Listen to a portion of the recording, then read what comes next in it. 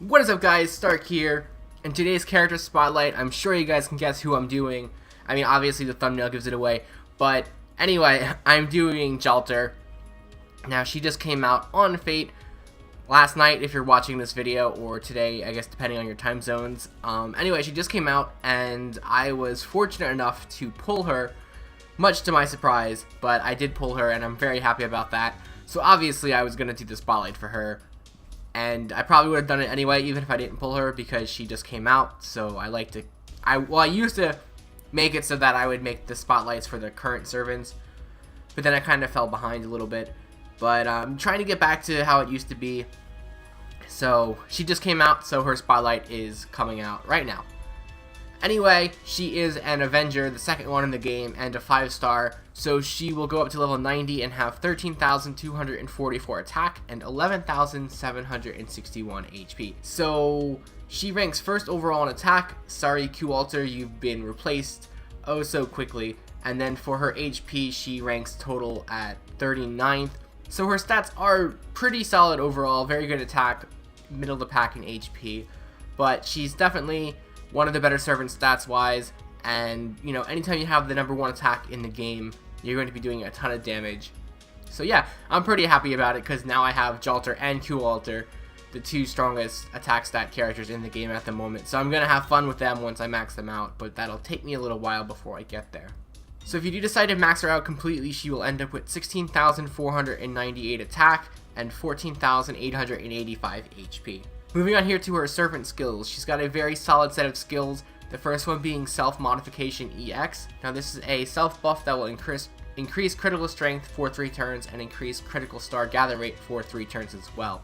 So this is a very nice skill because you can use it to help combo it with crit teams, and she works very well on those teams because of this skill. And for the critical strength increase, it'll be a 20% increase at level 1 and goes up to a 50% increase at level 10. And then for the critical star gather rate, it'll be a 400% at level 1 and then 800% at level 10. Moving on here to her second skill, this is going to be the Dragon Witch EX skill. Now this will target all allies and increase their attack for 3 turns, and then if those allies have the dragon trait, it will further increase their attack for 3 turns. So this is a very good attack skill. It's a charisma skill with an extra added attack bonus on top of that.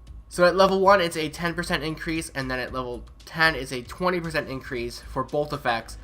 And there's quite a few servants in the game that actually have the dragon trait. So I think every Artoria character has the dragon trait.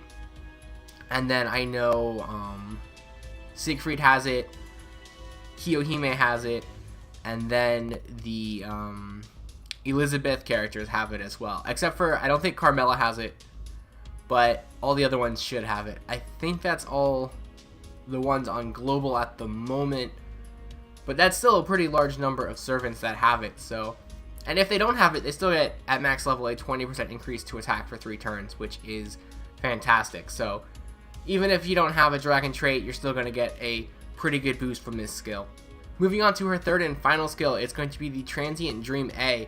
This is a self buff that will increase Buster Card effectiveness for 1 turn, apply Invincible for 1 turn, and it will also decrease her HP.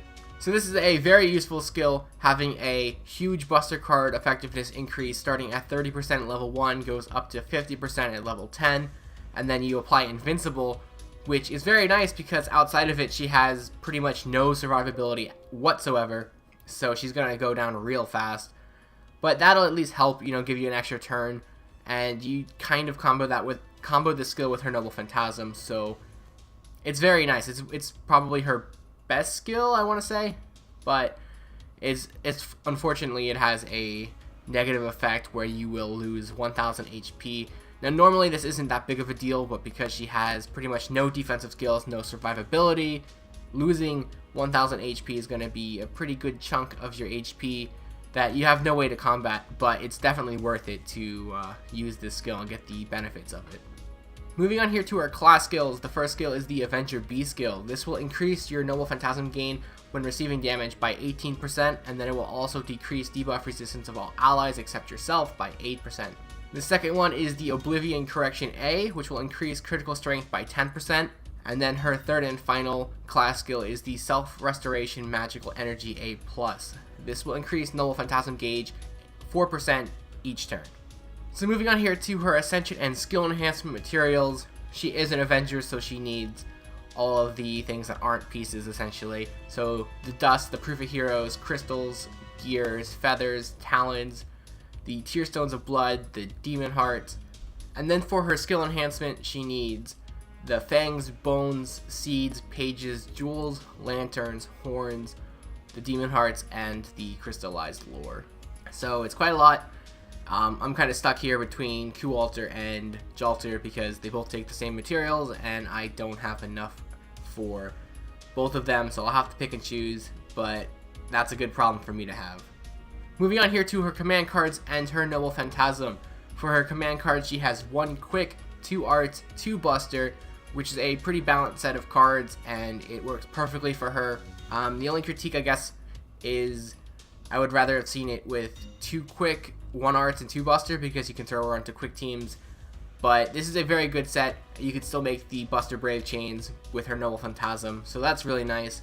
As for her Noble Phantasm, it is a Buster card as well, and it will deal significant damage to a single enemy and apply buff blocker for 1 turn. On the overcharge, it will inflict curse to that enemy for 5 turns as well. So this is a pretty good Noble Phantasm. It does a ton of damage, and then the curse damage as well on the overcharge. There's a little bit of extra damage if they survive. But the really cool thing about this Noble Phantasm is that it applies buff blocker for 1 turn. So it does just what it sounds like. It'll block the buffs for 1 turn, which can definitely help you wipe out an enemy a lot faster. It's just very useful overall. So moving on here to some of the craft essences that you could use on this character. First up is her level 10 Bond craft essence, which is the Hell of Burning Punishment. So while equipped, this will increase Buster card effectiveness of all allies by 15% while in the field. So this is just your generic Buster card increase, so there's nothing too much to talk about there. However, you could also just focus on increasing her maximum strength as well, and play into the Buster card with the Verdant Sound of Destruction for the 15% increase, or the Limit 0 Over for the 25% increase. If you are using her on a crit team though, you can go ahead and use Victor of the Moon. Now this will increase your Buster card effectiveness by 10%, and then it will also increase your critical hit strength by 20%. So you're getting the best of both worlds, but I only really recommend using this craft essence if you're using it on some sort of a crit team. So moving on here to the character and review portion of this character spotlight. For her stats, I'm going to give her 4.5 stars out of 5. She does rank first overall in attack, but she's 39th overall in HP, and I feel like that's just a little bit too low to rank 5 stars overall. She just missed it. But then for her skills, I'm going to give her 4 stars. She's got some very nice skills, but she definitely lacks survivability and any sort of defense in there. So it's kind of just like a glass cannon type of thing. So I'm only going to give it 4 stars. And I'm also giving her a 4 stars in versatility for somewhat of the same reasons.